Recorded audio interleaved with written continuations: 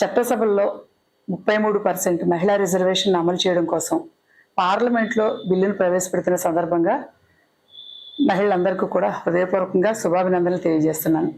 గతంలో ఎంతో కాలం నుంచి అనేక మంది ఈ మహిళా బిల్లు గురించి, మహిళ యొక్క ప్రాధాన్యత గురించి, మీకు ప్రాధాన్యం కల్పిస్తాము, మిమ్మల్ని ఆకాశానికి ఎత్తేస్తామని చెప్పడమే తప్పించి అవకాశాన్ని ఇచ్చిన పార్టీలు ఏవీ లేవు. కానీ ఈరోజు మరి పార్లమెంట్లో ఈ మహిళా రిజర్వేషన్ బిల్లుని ప్రవేశపెట్టడానికి మేమంతా కూడా హర్షాన్ని వ్యక్తం చేస్తున్నాం. మొదటిసారిగా ఈ మహిళా బిల్లును ప్రవేశపెడతామన్న ప్రతిపాదన వచ్చినప్పటి నుంచి కూడా అన్ని పార్టీల కన్నా ముందుగా మన ఆంధ్ర రాష్ట్రంలో జగన్మోహన్ రెడ్డి గారు దీనికి మద్దతు తెలియజేయడం జరిగింది. మరి ఈ రోజు ఇతర పార్టీలు అవకాశవాదాన్ని అందిపుచ్చుకుని ఏ రోజు కూడా మహిళలకు సమన్యాయం చేయలేదు.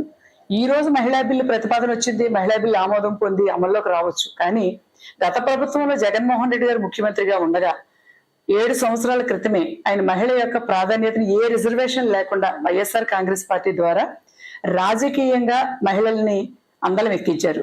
దానికి ఉదాహరణగా చెప్పుకోవాల్సి వస్తే మరి గతంలో ఏనాడు లేని విధంగా నరసాపురం పార్లమెంటు అభ్యర్థిగా గూడూరు ఉమాబాలని నన్ను ఒక బీసీ మహిళకు అడగకుండానే ఆ సీటును కేటాయించి మరి నాకే కాకుండా అన్ని రంగాల్లోనూ అన్ని ప్రదేశాల్లో కూడా రాష్ట్ర వ్యాప్తంగా మహిళలకు ఎక్కువ ప్రాధాన్యతను ఇచ్చారు.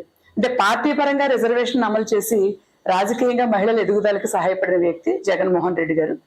గతంలో కూడా మరి ఇదే కాకుండా ఆయన ముఖ్యమంత్రిగా ఉండగా ఆయన ప్రవేశపెట్టిన అన్ని సంక్షేమ పథకాలని కూడా మహిళ పేరు మీద ఇవ్వడం జరిగింది. అమ్మఒడి దగ్గర నుంచి ఆసరా, చేయూత, అలాగే మహిళలకు ఇచ్చిన ఇళ్ల స్థలాల పట్టాలన్నీ కూడా మహిళ పేరు మీద ఇచ్చి ఆర్థికంగా మహిళ ఎదిగితే కుటుంబాలు అభివృద్ధి చెందుతాయి, రాష్ట్రం అభివృద్ధి చెందుతుందని నమ్మిన వ్యక్తి జగన్మోహన్ రెడ్డి గారు. మరి ఈ రోజు 33% రిజర్వేషన్ కోసం పార్లమెంట్ లో బిల్లు ప్రవేశపెడుతున్నారు. చాలా సంతోషం. మరి గతంలో కూడా జగన్మోహన్ రెడ్డి గారు 33% కాకుండా 50%కి పైగా రిజర్వేషన్ అమలు చేసిన ఘనత జగన్మోహన్ రెడ్డి గారిది. చెప్పుకోవాల్సి వస్తే జగన్మోహన్ రెడ్డి గారు ముఖ్యమంత్రిగా ఉండగా ఒక డిప్యూటీ సీఎంగా పుష్పశ్రీవాణి అనే మహిళను మరి డిప్యూటీ సీఎంగా చేయడమే కాకుండా 2 దళిత మహిళలను హోమ్ మినిస్టర్స్ గా చేశారు. అంతేకాకుండా శాసన మండలిలో కూడా డిప్యూటీ చైర్మన్ గా ఒక ముస్లిం మైనార్టీకి సంబంధించిన మహిళకి ఇవ్వడం జరిగింది. అన్ని రంగాల మహిళలకు కూడా గతంలో ఎంతో మంది సీనియర్లు అనుభవం ఉన్న వ్యక్తులు రాష్ట్రాన్ని పరిపాలించినప్పుడు కూడా వారెవ్వరూ చేయని వినూత్నమైన ఆలోచనలు చేసి టికెట్లు కేటాయించి అవకాశాన్ని రాజకీయంగా ఇవ్వడంతో పాటు నామినేటెడ్ పదవులనే కాదు ఏదైనా సంక్షేమ పథకాలను కూడా మహిళకే ప్రాధాన్యం ఇచ్చిన ప్రథమ వ్యక్తిగా చరిత్రలో చిరస్థాయిగా జగన్మోహన్ రెడ్డి గారు నిలబడిపోతారు. మరి ఈ రోజు ఆయన ఏదైతే ఆయన పార్టీ ద్వారా చూపించారో అది దేశవ్యాప్తంగా మరి పార్లమెంట్ లో ఈ బిల్లుని ఆమోదం పొంది మరి మహిళలంతా కూడా చట్టసభల్లో ప్రాతినిధ్యం వహించడం ద్వారా వారు మహిళలు కుటుంబాన్ని సమర్థవంతంగా చక్కదిద్దడంలో చాలా అనుభవం ఉన్న వ్యక్తులు. వారికి సామాజికంగా జరుగుతున్న లోటుపాట్ల మీద పూర్తి అవగాహన ఉంటుంది. వారు చట్టసభలో ఉండి చర్చల్లో పాల్గొని దాని మీద సూచనలు ఇవ్వడం ద్వారా ప్రజలకు మరింత మెరుగైన పరిపాలనా సౌకర్యాలు అందుతాయని మేము బలంగా నమ్ముతున్నాం.